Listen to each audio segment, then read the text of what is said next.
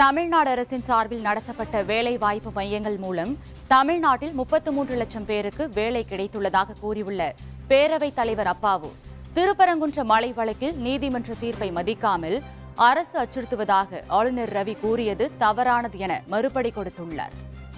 இன்று 13வது முகாம். இன்று மட்டும் 1400க்கும் மேற்பட்ட நிறுவனங்கள் வந்துள்ளன. கிட்டத்தட்ட 9500 மாணவ மாணவிகள் வேலை தேடி வந்திருக்கின்றார்கள்.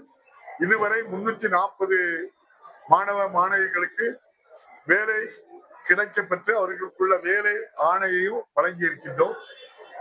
இந்த அரசு பொறுப்பேற்ற நாள் முதல் இன்று வரை தமிழ்நாடு ஒட்டுமொத்தமாக பார்த்தால் 33 லட்சத்துக்கு மேற்பட்டவர்கள் பணியில் சேர்ந்திருப்பது பெருமையாக இருக்கிறது. திருப்பரங்குன்றம் விவகாரத்துல